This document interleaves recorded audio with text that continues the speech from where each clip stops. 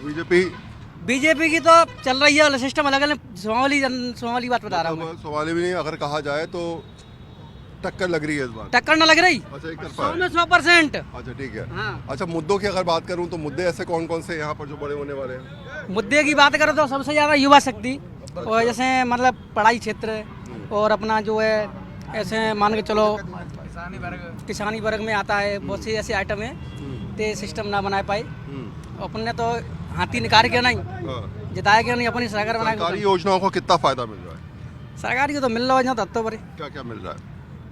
सरकारी योजना का मिल रहा है, जैसे लाड़ी लक्ष्मी योजना का मिल रहा है, लाड़ी दीदी मिल रहा है, ऐसे सबको मिल रहा है। क्या नाम है? अरे अरे आप ही बता दो। क्या नाम मेरा है? सोबरन सिंह सिकरवा। सोबरन सिंह सिकरवा। अच्छा अच्छा, कहाँ यही रहते हो? हाँ, मुरैना। मुरैना में। मुरैना में सबसे बड़े मुद्दे आपके हिसाब से कौन से हैं जो अब तक सॉल्व नहीं हो पाए और ये होने चाहिए? मुझे तो कोई नहीं, मुझे तो कोई नहीं लगता, मुझे तो सब पहले ही लग रहा है। मुद्दे सब हो गए? मुझे तो सब सारे पहले ही लग रहे हैं। अच्छा, आपको लगता है कोई कोई मुद्दा नहीं सर। कोई नहीं? तो जनता वोट किस आधार पे देगी? वो जनता वोट देगी बस बहुजन समाज पार्टी को, कुलदीप भैया को, और किसी को नहीं देगी। बेइज्जती के आधार पर। हाँ, बेइज्जती के आधार पर। अच्छा चलिए ठीक है, लोग हैं अपनी बात को रख भी रहे हैं। यहाँ की कहानी आपने समझ ली, अगली जगह की बात करते हैं, वहाँ भी समझ लेते हैं कि आखिर इस बार जनता अपनी राय के हिसाब से किस तरफ जाने वाली है। और शायद आप समझते हैं कि चुनावी मौसम है, इसलिए हर कोई व्यक्ति किसी ना किसी पार्टी के हिसाब से अपनी बात रखता भी है। कई बार मुद्दों की बात भी की जाती है, कई बार प्रत्याशी की बात भी की जाती है, और कई बार ये समझाया जाता है कि जो कुछ हालात इस समय दिख रहे हैं उसके हिसाब से हम लोग बाद में तय करेंगे कि आखिर किस तरफ जाना है, कहाँ रुकना है, कहाँ ठहरना है और कहाँ नेताजी की बात सुनना है। तो चलिए कहीं और चल लेते हैं, वहाँ भी समझ लेते हैं कि इस बार का चुनावी मौसम में माहौल क्या है। तो अगर जनता की राय समझनी है, मुद्दों की बात अगर करनी है और उनके दिल की बात को अगर जुबान तक लाना है तो निश्चित तौर पर उनसे बात करिए।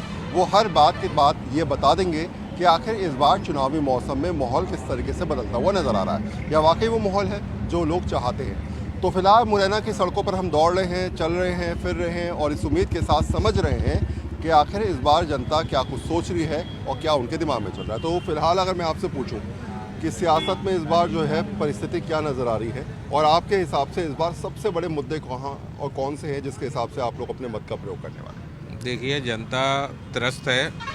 आज जो हिंदुस्तान की स्थिति है वो बहुत नाजुक हो चुकी है। आर्थिक स्थिति जो है देश की देखी जाए तो वो चरमरा गई है।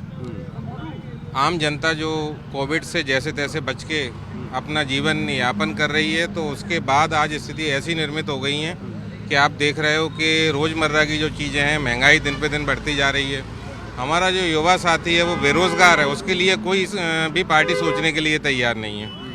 और युवा किसी भी देश की एक रीढ़ की हड्डी होती है, जब वो अगर टूटती है तो फिर देश की स्थिति क्या बनेगी आप समझ रहे हैं। सिलेंडर की रेट आप देखिए, आम ज़रूरतों की जो चीज़ें हैं वो उस पर कोई ध्यान नहीं दिया जा रहा है।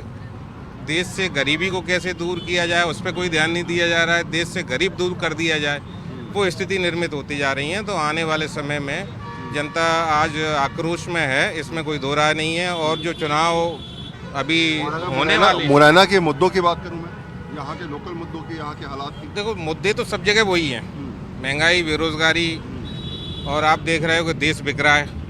और देश बिकने के बाद में हमारे सभी भाई जो खड़े हैं ये सभी एक बड़े रूप में टैक्स के रूप में पैसे देते हैं, और हम और आप देख रहे हैं कि चरम सीमा पर भ्रष्टाचार चल रहा है इस समय। अच्छा, इस बार जो है जब नेताजी घर पे आ रहे हैं तो क्या कहा जा रहा है उनसे कि भाई इस बार कम से कम ये वाला काम हमारा रह गया, ये होना चाहिए? मुरैना के अंदर ऐसे कौन कौन से काम है जो आपको लगता है कि सरकारी स्कूल नहीं है, या आपको लगता है कि हॉस्पिटल्स होने चाहिए? कौन कौन सी बात है? इस समय मुरैना जिले के अंदर हर गांव के अंदर यही समस्या है। इस समय हॉस्पिटल नहीं है, सरकारी कॉलेज अच्छे नहीं हैं, लगभग सभी व्यवस्था ध्वस्त है। और हम तो अब की बार वोट सिर्फ उसी को करेंगे जो जनता के बीच में रहने वाला हो, जनता के काम करने वाला हो। हवा में उड़ने वाले को हम वोट नहीं देंगे। अच्छा, कई बार ऐसा होता है कि नेता तो 5 साल के बाद दिखाई नहीं पड़ते, 5 साल पहले वादे करके चले जाते हैं, तो शायद यही परिस्थिति और ज़्यादा टेंशन बढ़ाती है कि अपने मत का प्रयोग करने जा भी रहे हैं और फ़ायदा कुछ मिले ना मिले। वो जनता अब की बार पूरा मन बना चुकी है, अब उसी को वोट करेंगे जो जनता के बीच में रहता हो। क्या लग रहा है कि ऐसे हालात और ऐसी परिस्थिति बन जाती है, कई बार संशय आ जाता है किसको वोट दें किसको ना दें? आप और हम सब लोग हिंदू हैं और हम सब लोग ये जानते हैं कि रोटी फेरी क्यों नहीं। अगर रोटी को फेरे नहीं तो रोटी जल जाएगी। घोड़ी घुमाई क्यों नहीं? अगर घोड़ी को नहीं घुमाएंगे अपन रोज तो वो 2 पैरों पे खड़ी हो जाएगी, अब गिरा देगी। 20 साल से भाजपा की सरकार है, अगर ये नहीं बदलेगी तो ये बदलाव नहीं आ सकता है मध्य प्रदेश में, चाहे मुरैना हो, ग्वालियर हो, चाहे किसी भी जगह हो, क्योंकि यहाँ पर जो लोग बैठे हैं वो भ्रष्टाचार को अपना चुके हैं, उनकी जड़ें बैठ चुकी हैं। यहाँ के लोग, यहाँ के अधिकारी, शासन प्रशासन सभी भ्रष्टाचार लिप्त है। रोजगार है? नो, कोई रोजगार नहीं, कोई रोजगार नहीं, बेरोजगार है, बेरोजगार नहीं, सब बेरोजगार हैं जो पढ़ के कुछ 12th सबको पास करके तो बुनियादी समस्याएं हैं देश की, और उसी समस्याओं के आधार पर अब विधानसभा चुनाव भी होते हैं। लोकसभा चुनाव में व्यापक तस्वीर पेश की जाती है कि ये समस्याएं हैं, लेकिन अब मुझे लगता है विधानसभा चुनाव में भी परिस्थितियां देश के हिसाब से तय की जाती हैं। लोकल मुद्दे बड़ी इंपॉर्टेंस रखते हैं, लेकिन उसके साथ साथ देश के मुद्दों के साथ भी कई बार चुनावों में आगे बढ़ा जाता है। ये तमाम समस्याएं हैं जो हम आपको समझा रहे हैं, कहीं और भी चलते हैं और वो भी ये समझने का वहाँ पर जाकर प्रयास करेंगे कि आखिर परिस्थिति, हालात और समस्याएं किस तरीके से लोगों के दिमाग पर इस बार